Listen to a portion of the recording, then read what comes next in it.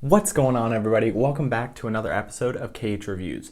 Usually on this channel I unbox and review different tech products, but today I'm going to do something a little bit different. I'm going to take you behind the scenes of my current YouTube setup. I've really always had a dream of creating video content online, and most of my adult life I've watched other YouTubers do this so successfully and have so much fun doing it, and I always thought, someday I'd like to just try. And I always told myself, once I maybe save up enough money to buy a camera, or once I have the space in my house to do it, I'll try it. And I realized one day that I'm never actually going to try this if I don't just start. So I'm not sure if my personal dream will actually ever happen, but just by starting this channel a couple months ago, I've been given opportunities and presented with opportunities that I wouldn't have had if I hadn't started. So I encourage you to try something new, to step out and try something that you love and that you have a passion for. You might look dumb in the beginning, but that's all right, because you're doing it because you love it, and you're gonna grow in it, and you're gonna be given opportunities that you didn't have before starting. So feel free to watch to the end of this video to make sure it's worth it, but if you would, please consider subscribing and liking this video. I really do appreciate it. So without further ado, let's get to it.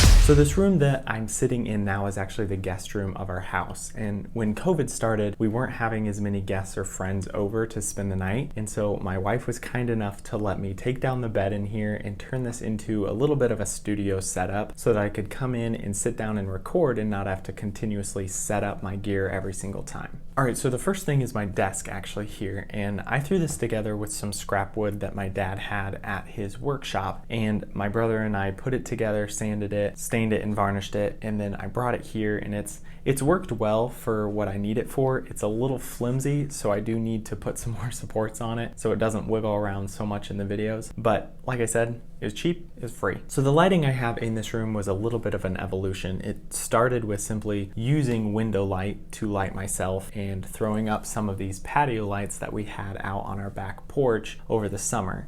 And during the winter, I like to bring them in to protect them. And so I just threw them up behind me. And as you can see in some of my previous videos, I had them super low, but I feel like they're better now. They're a little bit higher and a little more out of the way, but create a little bit of an ambiance with their yellow tone. In addition to the patio lights, I have two ring lights that I set up behind me. And this was more out of opportunity because a company named Yingnuo sent them to me to review. So I have one directly behind me that I use to kind of light my shoulders here and help create a little bit of a distance between me and the wall. And then I actually put another one back here behind this little end table to help create a little bit of a shadow behind there to separate the end table from the wall as well. And actually, lastly, right before I started this video, I threw up the little conference room light that I reviewed last week behind my sign back here to help create a little distance between it and the wall as well too. So then over on this side of the room, I have the newest additions to my setup, and that is the Softbox light kit by MountDog that you can buy on Amazon. And this comes with two separate lights, and I use one as my key light here, really close to my face. It's directly off camera or right out of frame. And then I have one also as my fill light a little bit further back against the wall. So after doing some research on lighting, I found out that this is a little bit more of the standard way to set up lighting for video, is a 3-point lighting setup, they call it. And so you have your key light here that I mentioned is real close to me and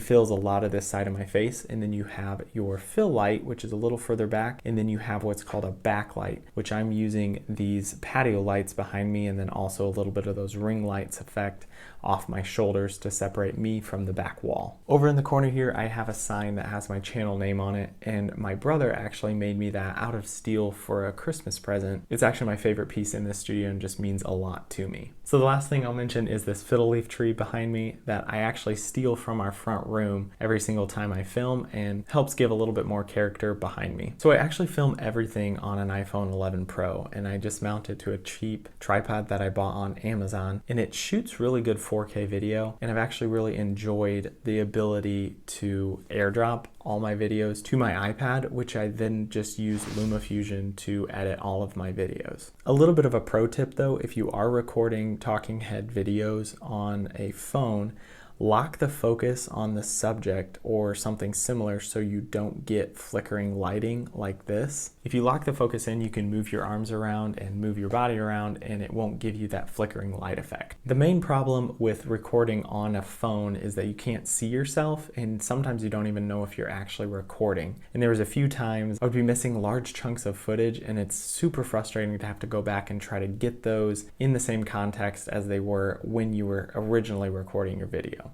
So I literally just taped this small little mirror up behind my phone so that I can look into it and actually see that I am recording and know that I'm in frame and in focus and not have to worry that I'm gonna miss anything. So lastly, I did purchase a BOYA by M1 lapel mic, and I simply can just plug this into my phone and stick it onto my shirt, and it runs under my desk, and it helps me capture a lot better audio than just the onboard iPhone audio. Actually, that's it. Like I said, it's kind of a rough setup. It has a long way to go, and it has a lot of things that I would like to add to this setup, and everything that I have purchased so far comes under $100. So it's not too hard to get something set up to start filming or start shooting video. But I do really want to know what you guys think of this setup. So in the comments down below, let me know if there's anything that you would change. They're gonna have to be free suggestions. Otherwise, I really appreciate you watching. Please consider liking or subscribing, and I hope to see you all in the next video.